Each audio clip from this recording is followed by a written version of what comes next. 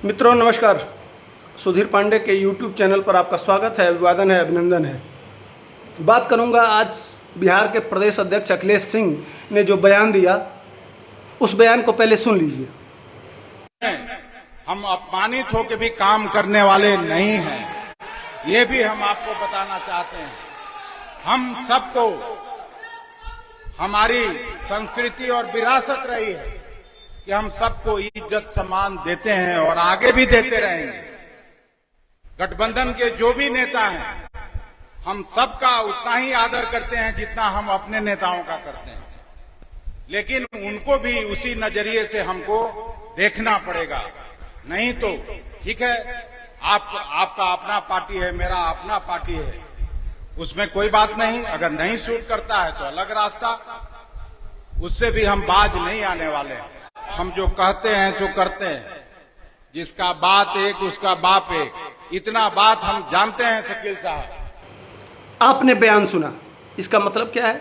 क्या कहना चाहते हैं कि मैं अपने नेताओं की तरह से विपक्ष का सम्मान तो करता हूं, लेकिन अगर विपक्ष अलग होना चाहता है तो हम क्या कर सकते हैं? उनकी अपनी पार्टी है, मेरी अपनी पार्टी है, अलग अलग भी हो सकते हैं।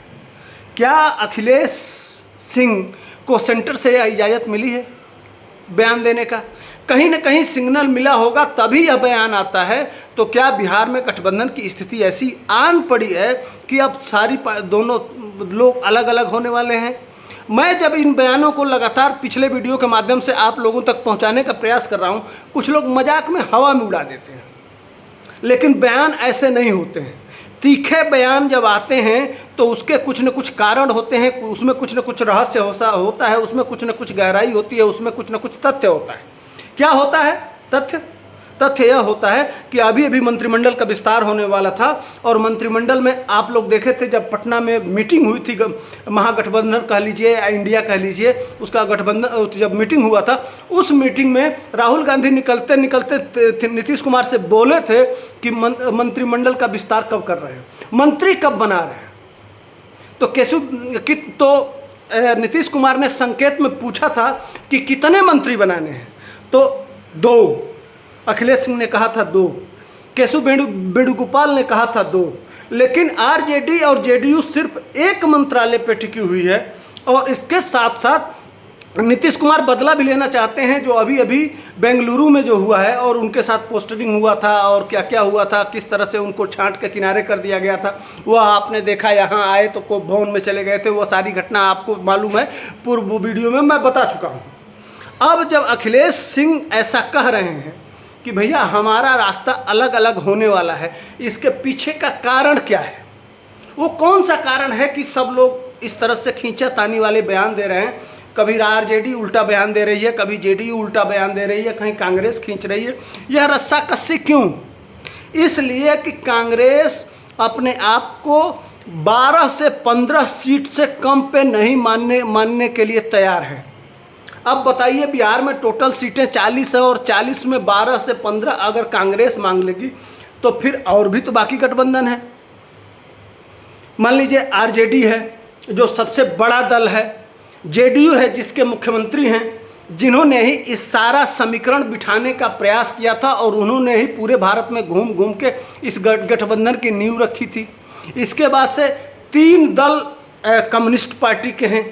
अगर आप जोड़ लीजिए 2-2 सीट अगर कम्युनिस्ट पार्टी को दिया जाता है, और उसके बाद से आरजेडी अपने विधानसभा के और अपने मत प्रतिशत के आधार पर सीट मांगती है और जेडीयू मांगती है, तो सीटें कितनी बचेंगी?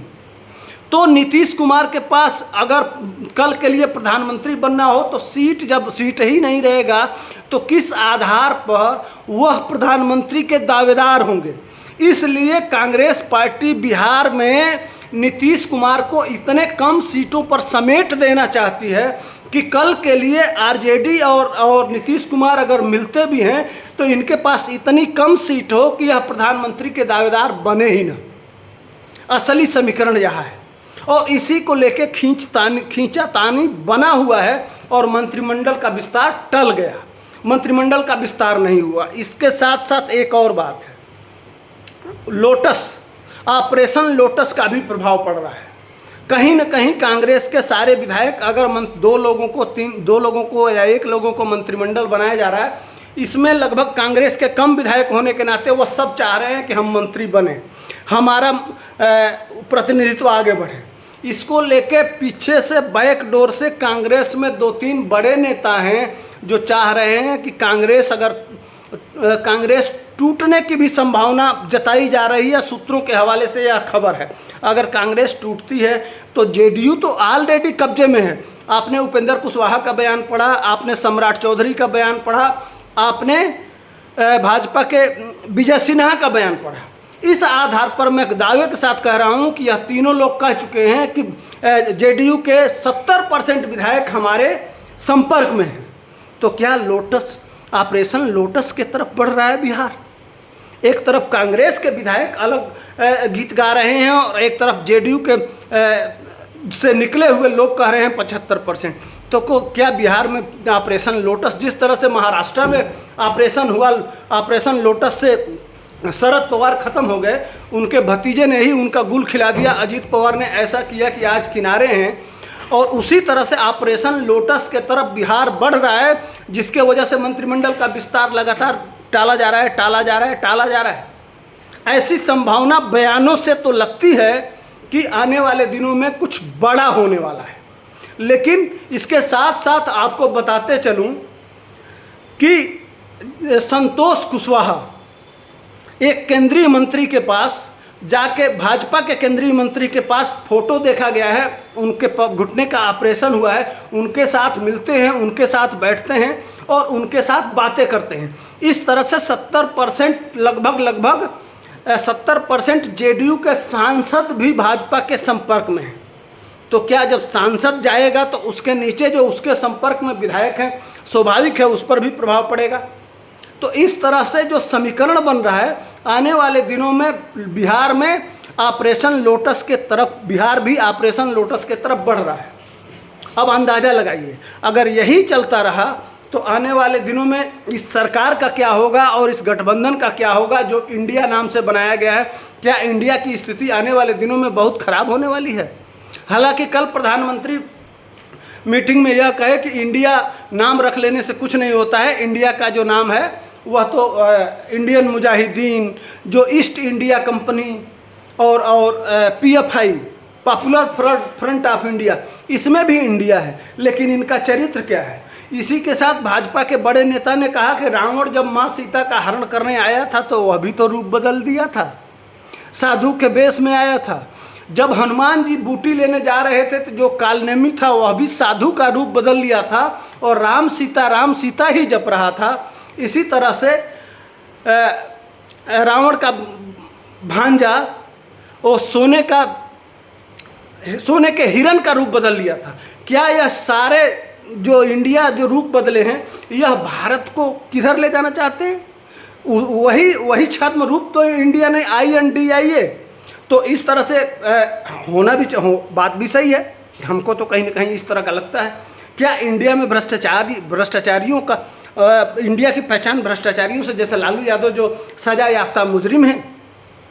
क्या इंडिया का नेतृत्व वह करेंगे जो सारे लोग भ्रष्टाचार में जमानत पे हैं? क्या इंडिया में वह नेतृत्व करेंगे जो सिर्फ परिवार के नाम पे अपनी दुकान बिछाए बैठे हुए हैं? यह सब लोग तो इंडिया की पहचान वह नहीं है। इंडिया एक लोकतांत्रिक, सामाजिक और विकसित भारत का नाम है। तो इनके चरित्र में, कहने का मतलब लब्बो लुआब यह है कि जो विपक्ष की इंडिया बनी है, उनके चरित्र में जब घुसते हैं तो वह वही रावण, वही कालनेमी, इसी तरह के रूप सामने आते हैं। इसी को बहुत अच्छी तरह से अब भारतीय जनता पार्टी आगे लेके जाने वाली है और इसी को प्रदर्शित करके इनको एक्सपोज करने वाली है। तो जो कहा जाता है कि इंडिया नाम रख लेने से हम बहुत बड़ा काम कर दिए हैं, वह आगे देखिए होता है क्या।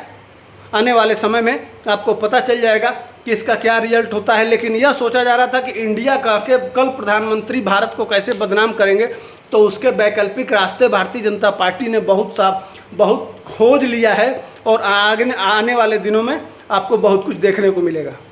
जय हिंद, जय भारत। ये मुद्दा था। मैंने कहा कि बिहार की सरकार जाने वाली है। क्यों जाने वाली है? इसलिए कि अखिलेश सिंह के बयान से तो ऐसा ही लगता है कि आने वाले दिनों में अगर प्रदेश अध्यक्ष अलग होने की बात कर रहा है तो कहीं ना कहीं अंदर खाने बहुत कुछ चल रहा है। आने वाले दिनों में इस टूट की पूरी संभावना है। अब देखिए क्या होता है। यहाँ तक कि मैं इसलिए कह रहा हूँ इन चीज़ों को कि अखिलेश सिंह गए थे नीतीश कुमार से मिलने के लिए और नीतीश कुमार अखिलेश यादव से मिलने से मना कर दिया। क्या कहता है इसका मतलब? वह जाके लालू यादव से मिलना चाहे तो लालू यादव नहीं मिले, बल्कि तेजस्वी से मिलकर संतोष करके ही वापस आना पड़ा। यह बहुत कुछ बता रहा है कि बिहार में कुछ नया होने वाला है। वह आने वाले समय में पता चलेगा। जय हिंद।